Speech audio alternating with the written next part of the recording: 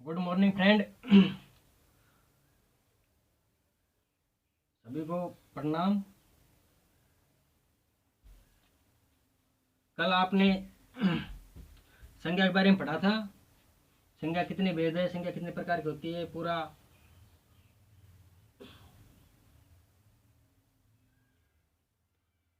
अब आज टॉपिक अपना सर्वनाम।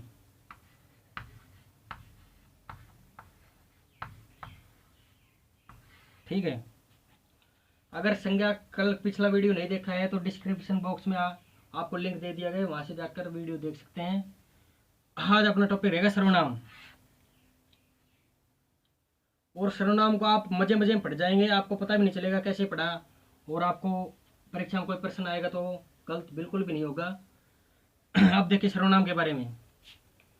तो ये सर्वनाम है।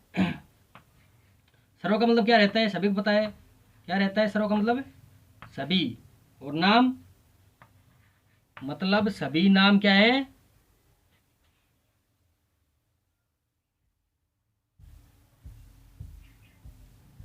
सर्वनाम। अब अपने कल पढ़ा था सभी नाम क्या है, क्या पढ़ा था, सभी नाम क्या है, संज्ञा। पढ़ा था ना। तो सभी नाम संज्ञा है, तो सभी संज्ञा क्या है,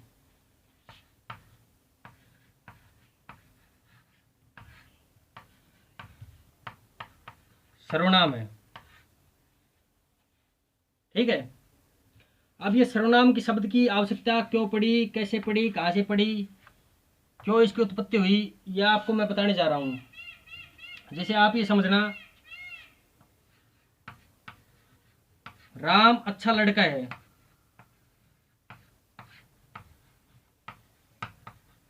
ठीक है। राम अच्छा लड़का है। राम स्कूल जाता है।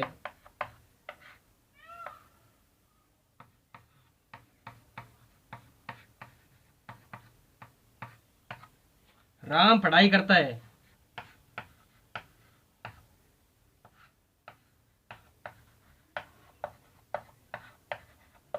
तो ये तीन बार राम आ गए, राम राम राम। तो ये हो गई पुनरावृत्ति। ध्यान से देखना वीडियो को, स्किप मत कर देना, नहीं तो बिल्कुल भी समझ में नहीं आएगा, परीक्षा प्रश्न आपका गलत हो जाएगा। तो ये पुनरुक्ति है, ये पुनरुक्ति हो रही है राम की बार बार में। तो इसको हटाने के लिए, मतलब इसको अस्तित्व समाप्त करने के लिए राम शब्द का, तो यहाँ पर हमने सर्वनाम का प्रयोग किया, तो इससे वाक्य भी अच्छा लगा और हम बोरियत में महसूस नहीं। राम अच्छा लड़का है, वह स्कूल जाता है, वह पढ़ाई करता है, तो वह क्या है यहाँ पे, सर्वनाम।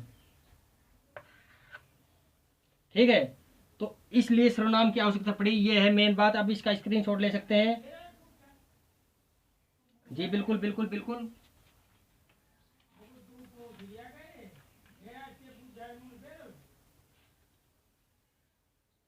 ओके, ले लिया आपने।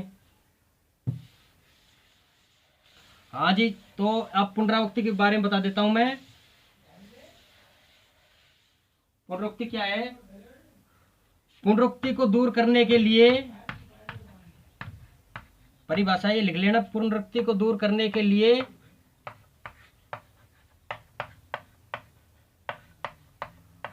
पुनरुक्ति को दूर करने के लिए सर्वनाम शब्द का प्रयोग किया गया।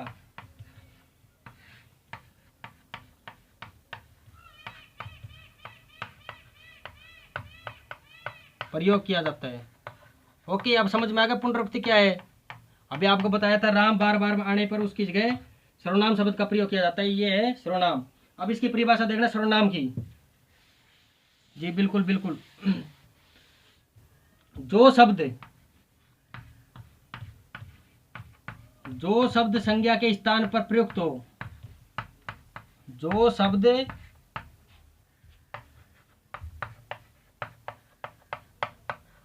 संज्ञा के स्थान पर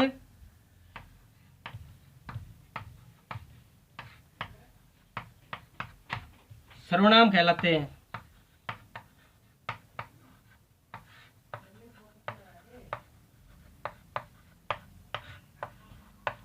जी ठीक है।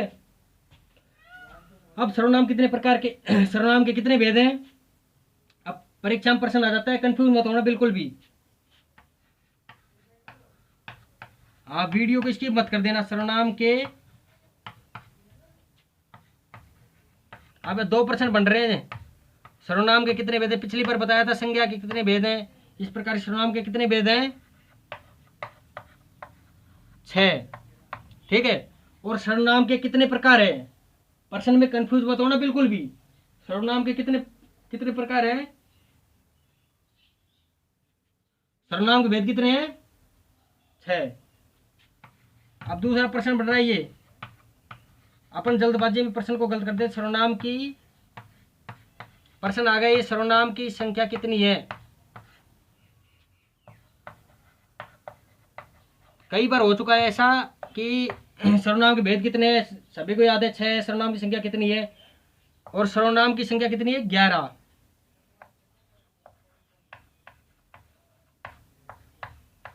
ठीक है। परीक्षा में पिछली साल प्रश्न आया था यूपी टेट में, सर्वनाम की संख्या कितनी है? सब बच्चे करके आए 6। अब पूछ रहा है सर्वनाम की संख्या कितनी है? सर्वनाम की संख्या 11 है और सर्वनाम के भेद कितने हैं? 6 हैं।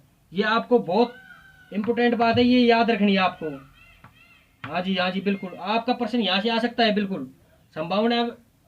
कभी आप भविष्य में कंपटीशन एग्जाम दोगे तो ये ऐसे प्रश्न आने की संभावना प्रबल है। तो इसको देखो, सर्वनाम के भेद 6 हैं और सर्वनाम की संख्या कितनी है? 11 है। बिल्कुल स्क्रीनशॉट ले सकते हैं आप।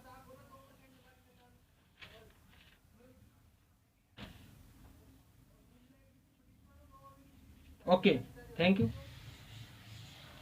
अब देखना सर्वनाम के भेद की बात करते हैं अभी फिलहाल।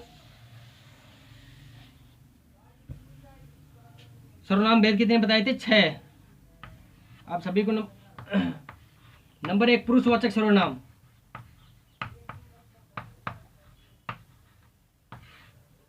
नंबर 2 निश्चयवाचक सर्वनाम।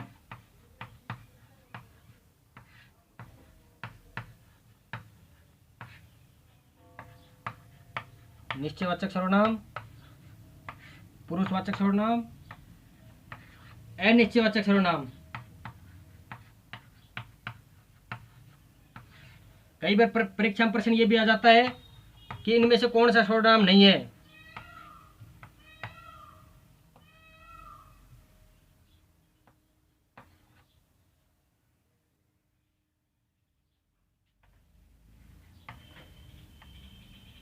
प्रश्नवाचक सर्वनाम,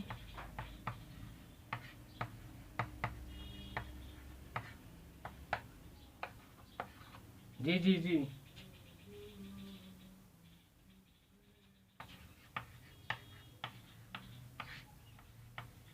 संबंधवाचक सर्वनाम, और अपना छठा है निजवाचक सर्वनाम। प्रश्न आपका बिल्कुल भी गलत नहीं होगा। आपको वीडियो पूरा देखना है और आपको 10 से 15 मिनट में पूरा सर्वनाम आ जाएगा और आपका एक प्रश्न गलत नहीं होगा। ठीक है। तो ये सर्वनाम के 6 भेद हैं। तो नंबर 1 पुरुषवाचक सर्वनाम, ये थोड़ा मतलब थोड़ा हार्ड है। पुरुषवाचक और एक निजवाचक, ये बाकी तो बिल्कुल सरल है।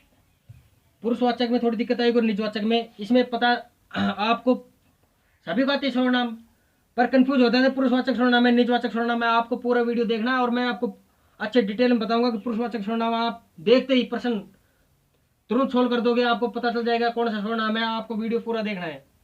चैनल को सब्सक्राइब कर दीजिए और लाइक कर दीजिए और शेयर कर दीजिए। अब बात करते हैं पुरुषवाचक सर्वनाम की। जी जी जी,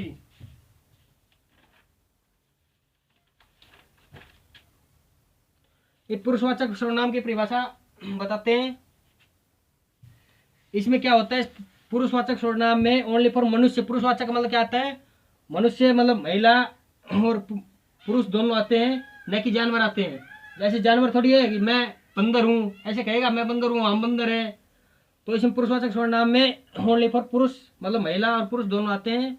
तो पुरुषवाचक सर्वनाम के बारे में आपको डिटेल से बताऊंगा अभी। तो पुरुषवाचक सर्वनाम मतलब जैसे मैं बोल रहा हूँ, मैं बोलने वाला, श्रोता और सुनने वाला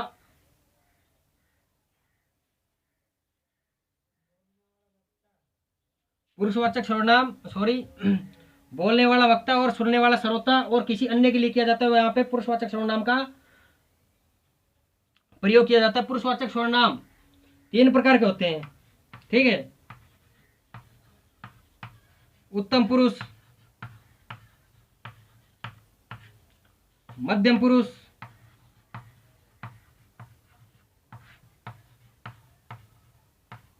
और अन्य पुरुष।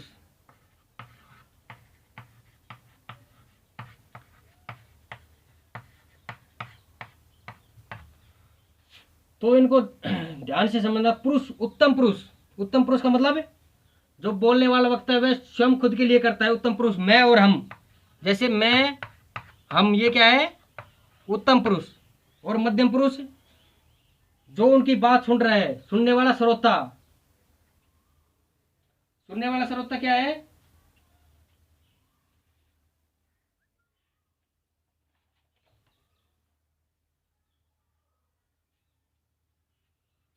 सुनने वाला श्रोता, मध्यम पुरुष तू, तुझे, तेरा, ये सब क्या है? मध्यम पुरुष। और अन्य पुरुष जिसके बारे में वह बात कह रहा है, सुनने वाला, बोलने वाला वक्ता, सुनने वाले श्रोता किसी अन्य के बारे में जो बात कह रहा है वो क्या है? अन्य पुरुष। यह, वह, ये सब क्या है? अन्य पुरुष। आपको इतना समझ में आ गया होगा। आप बात यही है, पुरुषवाचक सर्वनाम में ये 3 है। अब इनको आपने ढंग से पढ़ लिया ना तो आपका पुरुषवाचक सर्वनाम कंप्लीट हो जाएगा। अब उत्तम पुरुष, जैसे मैं हूं, मैं कुछ बोल रहा हूं तो ये क्या है? वक्ता है। आप सुन रहे हो आप, तो ये क्या है? श्रोता। और मैं किसके बारे में बता रहा हूं? सर्वनाम के बारे में बता रहा हूं, तो ये क्या है? अन्य पुरुष में आएगा। मैं क्या हूं? उत्तम पुरुष। सुन रहे हैं वो क्या है? मध्यम पुरुष। और जिसके बारे में बात कही जा रही है वो क्या है? अन्य पुरुष। यह बात आपको ध्यान रखनी है, ठीक है। ये आपका पुरुषवाचक सर्वनाम कंप्लीट हो गया, ठीक है। आप इसका स्क्रीनशॉट ले सकते हैं। जी जी, ले लो बिल्कुल।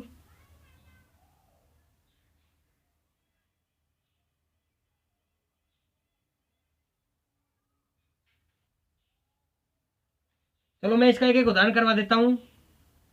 उत्तम पुरुष, मैं आज बरसात में भीग गया। लिख सकते हो आप कॉपी में वैसे तो। मैं आज बरसात में भीग गया, ये क्या है? उत्तम पुरुष। मध्यम पुरुष, तुम किसी से मत झगड़ा करो, ये क्या है? मध्यम पुरुष। अन्य पुरुष, अन्य पुरुष में क्या आएगा? यह मेरा भाई है, वह मेरी गाय है, ये सब क्या है? अन्य पुरुषवाचक में आएंगे। बिल्कुल बिल्कुल right. Thank you thank you. ले ले स्क्रीनशॉट, आगे चले। हाँ ले लो जल्दी ले लो।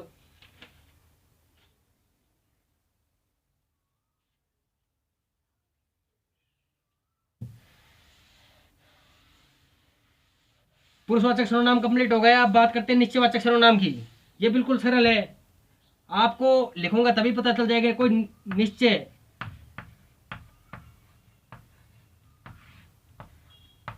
निश्चयवाचक सर्वनाम,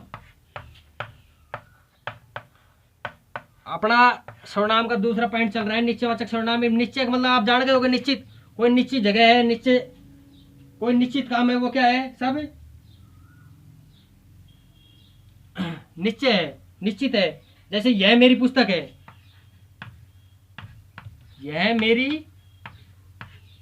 पुस्तक है, ये क्या है?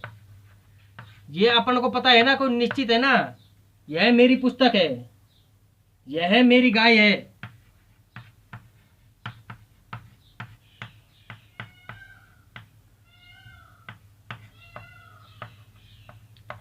ये सब निश्चित है, तो ये क्या हो गए? निश्चयवाचक सर्वनाम। अब बात करते हैं अनिश्चयवाचक सर्वनाम की। सर्वनाम में कोई ज्यादा वो नहीं है, फिर भी आप अगर परीक्षा में प्रश्न आ जाते हैं तो कंफ्यूज हो जाते हैं बच्चे। तो ये आपको पूरा सर्वनाम पढ़ा के मैं आपको कंफ्यूजन दूर करने के लिए एक अलग से वीडियो और बनाऊंगा, उसको भी देखना। अब बात करते हैं अनिश्चयवाचक सर्वनाम की। इसमें कोई निश्चय नहीं है, मतलब कोई अनिश्चित चीज है उसके बारे में कुछ बताया जा रहा है।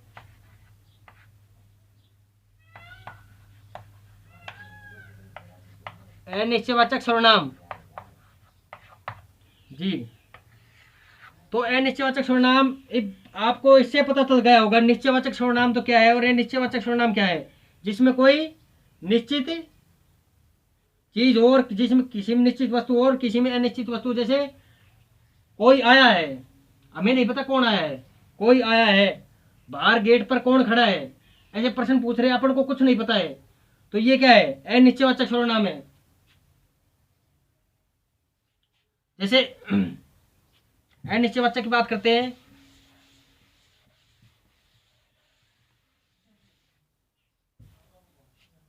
बाहर कोई आया है,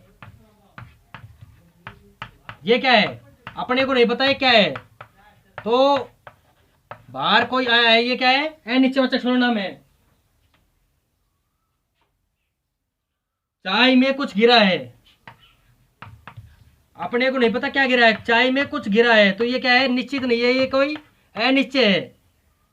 चाय में कुछ गिरा है, ये क्या है, अनिश्चय है, तो ये है अनिश्चयवाचक सर्वनाम। आज अपने को सर्वनाम के 3 भेद पढ़ चुके हैं। कौन कौन से पढ़े हैं? जी जी जी, पुरुषवाचक, निश्चयवाचक और अनिश्चयवाचक। जी बिल्कुल, सर्वनाम के बारे में बता दिया है, सर्वनाम की परिभाषा बताई, सर्वनाम के 3 भेद बताए हैं, और अगर 3 जो भेद बच गए हैं वो अपने अगले वीडियो में करेंगे। ठीक है, अगर आपको समझ में नहीं आया है तो आपको कल फिर दोबारा रिपीट करवा देंगे, पर मेरे ऐसे एक बार समझ में आए दोबारा वीडियो को देखो, स्किप बिल्कुल मत करो, स्किप कर दिया तो आपका 1% गलत हो जाएगा। और सर्वनाम में इतनी ज़्यादा हार्ड भी नहीं है। हाँ, कई कोचिंगों में ऐसे सर्वनाम बता देते हैं, सर्वनाम के 6 भेद और सर्वनाम के प्रकार नहीं बताते, सर्वनाम कितने प्रकार के हैं, तो वो 11 है, आपको ये ध्यान रखना जरूरी है। जी बिल्कुल, धन्यवाद बहुत बहुत, आपका दिन शुभ हो। राम राम जी।